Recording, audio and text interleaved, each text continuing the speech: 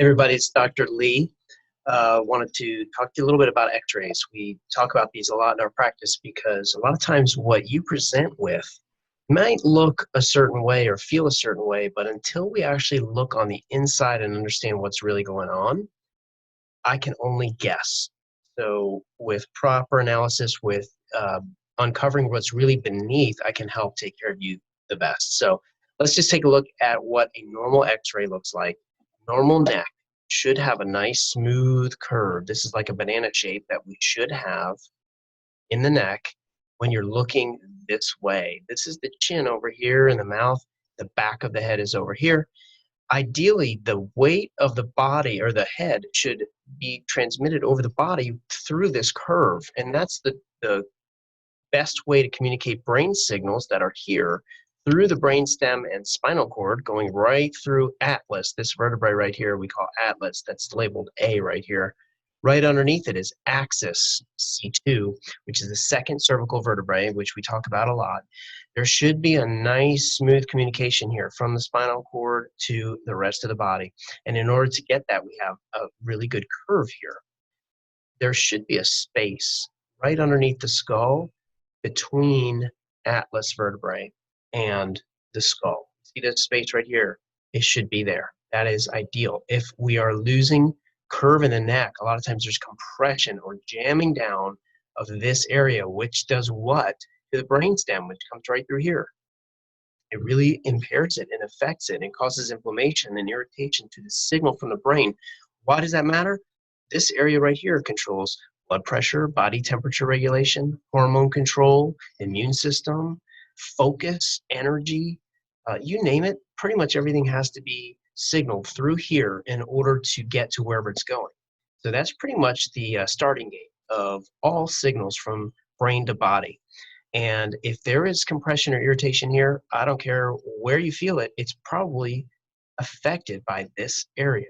So that's why I look so closely at this neck area. And then we look really deeply through the mouth to see exactly what is the alignment of the top two vertebrae. You can see this is a real zoomed in picture of an open mouth.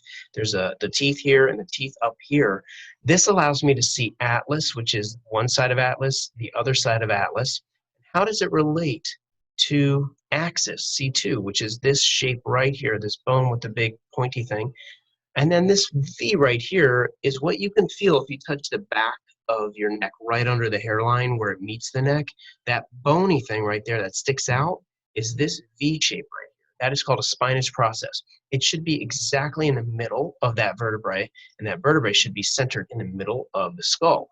If you have a twist, meaning the V is over here or the V is over there or it's tilted in some way, you're going to be able to see that on the x-ray, and you're going to see compression on one of the joints or both, and then you're going to see compensation elsewhere, usually lower neck, usually upper back, and then usually into the low back. And that's why a lot of times people come in thinking they have a low back problem. But really, is it just that, or had it started somewhere higher up and really been there for 20 to 30 more years than you thought? This is one view of a patient that comes to our office or has come to our office, similar to a lot of other people. You come in, you don't necessarily realize what's going on underneath until we look at it. So this is why it's so important for us to take these images. See, through the open mouth, the V is way over here. This is the center of the bone and the skull. Why is this so far over? This is exactly what I dealt with since I was 8 years old, when I had migraines and constant headaches for, that was probably 15 to 17 years without stop. This was the same presentation that I had when I started getting chiropractic care when I was 23, 22. It's been just as long, 23 years since I've been adjusted, and this isn't there anymore. Now it's straight and aligned because I've taken good care of it. But if you don't know to take care of it, who's going to tell you other than me? Now, where there's a reaction down below where this twist is, you're going to see some sort of change down here. You can also see when you look at the top rib here and then the top rib over here, there's a big difference. We have a tilt going on to compensate for what's going on here. So there's always a reaction. If there's an action, there's a reaction. It's not always equal and opposite like one of Newton's laws. But in the body, the body responds to stimulus that happens and adapts to it. This is another person that came in, similar presentation. There's a twisting going on here, not as much, but when you look at the actual orbits, these are the orbits, the eyes, you can see one eye is closer to the side of the skull than the other. We have a turn going on here, and that turn is being affecting this down here, which is a really important area. You know what that is. It's basically your upper back. It's right on the other side of this area right here, the sternum. The back of that is where the nerves come out to transfer information to the heart and lungs. Obviously, we're really concerned about the heart and lungs. I mean, they're very crucial. Without them, we probably wouldn't be here, definitely. When you look at this area, it also controls esophagus, which is upper digestive.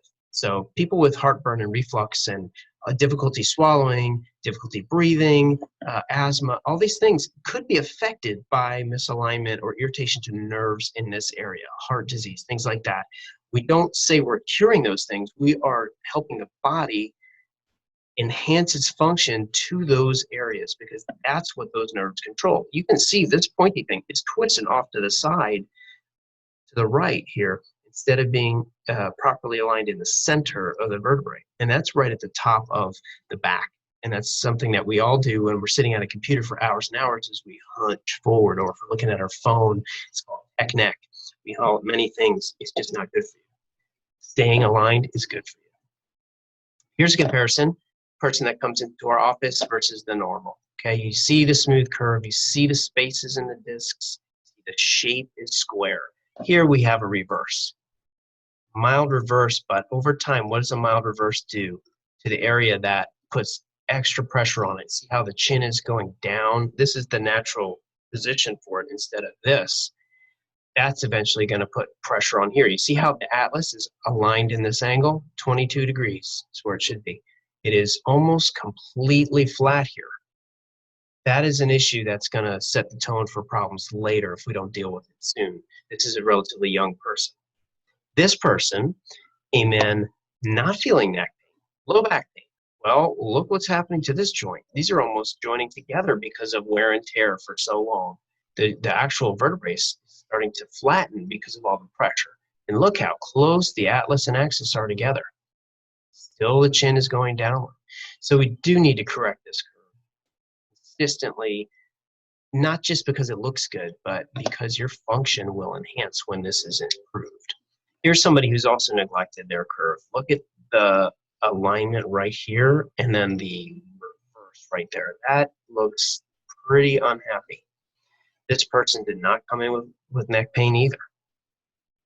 This was all about a reaction to something else. So they came in hurting in the low back or in the mid back, but what caused it? You add 40 pounds of weight to your head just day by day, and this is going to start wearing down.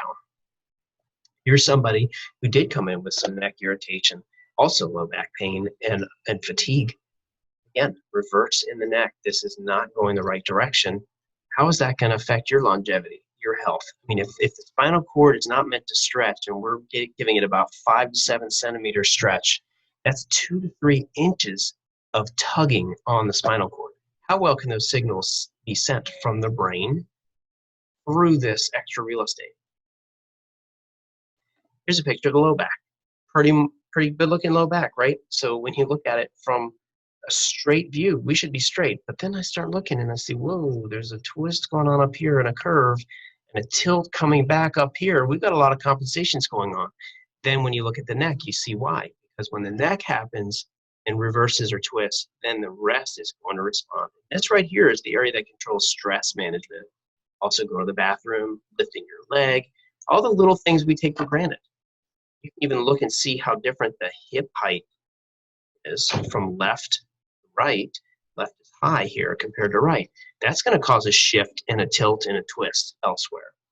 Then we look at another one. This is more obvious. You see a scoliosis here. This person did not know they had a scoliosis. Not many people do unless you were told. And the only way you really know is if you x-ray it. You know, in gym class or PE, whatever they want to call it, nowadays. We were assessed by people who didn't really know the spine. They just felt the muscles on each side of the spine when you bent over and said, okay, if one side's higher, we may have a problem. Then, you know, and I had this issue. They said, yeah, you might have something there. Go to your pediatrician. Well, did my pediatrician look at it? Nope, they're not experts on the spine either. So I had not quite this, but I had a curve in my back. Now I don't, thanks to chiropractic care. Again, though, I'm not saying I'm treating a curve or straightening a curve when I adjust you. I'm looking to get function back into these areas that have been locked up and irritating nerves for probably a dozen years or more.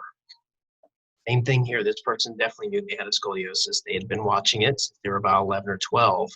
Now, in the early 30s, we're taking good care, regular care of this to help prevent it from getting worse and to help keep movement and communication to these areas. And these areas control, in females, uterus and ovaries, and males, it's prostate, also lower GI, elimination, going to the bathroom, those kind of things, and then the legs and feet. So we want to keep this as clear and effective, functional as possible. Again, another picture of the low back with a twist in the middle. That's right for women, it's the bra line, right around the upper lumbar or low thoracic, which is what controls stress management, kidneys, liver, digestion. This is a nice summary. This is the normal. Actually, this is not the normal. This is me. Back when I was 40, I had this x-ray done, and it's almost a perfect curve in the neck. But it's not to illustrate how great I am. It's to illustrate what is this area controlled functionally. You see all these organs. In all of our rooms, we have a picture like this. It shows you how instrumental the spine is in protecting the signals that come through the spinal cord to those organs. Now, these glands and organs, I mean, we're talking about function. I already mentioned, you know, heart rate, blood pressure, body temperature, immune system, hormone regulation, energy, sleep. But then you start looking at sinus control, salivary glands, taste, touch, hearing, smell, heart and lungs. Down low, this area of the lower neck controls thyroid gland. Also controls the fingertips, the wrists, elbows, shoulders. These are very crucial areas. Throat, the vocal cords. You know, for those of you who sing or want to sing, you know, you don't need pressure on what controls it. You need power, and that's what we're all about, keeping you in power, because this beautiful blow up of the entire spine shows you where the brain is. It shows you what the brain has to do and where it sends signals through to control these vital organs. Say you're trying to signal the lungs. You've got to get signal right through the neck, all the way down to the upper back and out those upper back nerves to the heart, to the lungs, and then lower down for digestive, stomach, liver, those kind of things.